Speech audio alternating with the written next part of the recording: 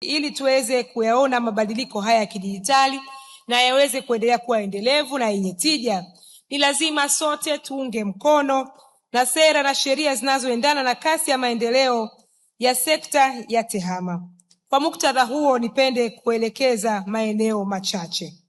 La kwanza, ni vema Katibu Mkuu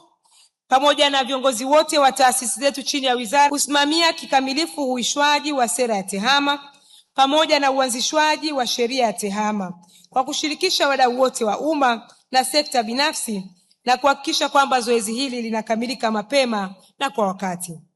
Lakini ya pili, nipende kuiagiza tume yetu ya TEHAMA Tanzania kuendelea kuimarisha usajili na uendelezaji wa wataalamu wa TEHAMA na kuimarisha mifumo ya kusimamia na kusaidia kampuni changa bunifu za TEHAMA ili bidhaa bunifu na huduma zao ziweze kuingia sokoni kwa haraka na kwa ufanisi. Lakini tatu, naziagiza taasisi za umma na sekta binafsi kuhakikisha zinawasilisha katika wizara yetu ya mawasiliano na teknolojia ya habari taarifa kuhusu mifumo yao ya TEHAMA,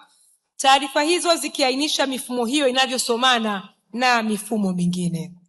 Lakini nne, kwa upande wa kampuni changa au startups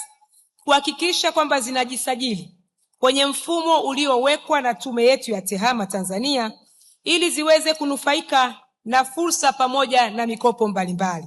haswa kwa kuzingatia kama nilivyotoa katika utangulizi, Mheshimiwa Rais wa Jamhuri ya Muungano wa Tanzania ametenga fedha mahususi kwa ajili ya kuwezesha vijana kujiinua kiuchumi. Lakini tano, na waagiza wabunifu kuhakikisha kwamba wanazingatia matumizi sahihi ya mifumo ya teknolojia zinazoibukia kama vile akili unde ili kuweza kuepuka matumizi yanayokiuka maadili ya nchi yetu. Aidha, kama wizara tumeshaandaa mkakati wa akili unde pamoja na mwongozo wa matumizi wenye kulinda maadili na utamaduni wa nchi yetu. Na mwisho, nawaagiza waandaaji wa maudhui au content creators wote wahakikishe wanatumia vizuri mifumo ya TEHAMA na wanajisajili kwenye vyombo na mamlaka husika.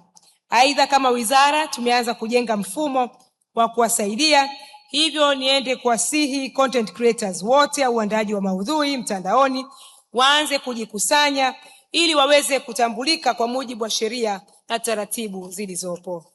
Kwa kuhitimisha, ndugu zangu washiriki, nipende kusisitiza kwamba serikali yetu ya Jamhuri ya Muungano wa Tanzania inayo dhamira ya dhati na thabiti kabisa ya kujenga taifa lenye mafanikio, lenye haki, ambalo litakuwa jumuishi na linalojitegemea kupitia mabadiliko ya kidijitali na uvumbuzi wa kiteknolojia.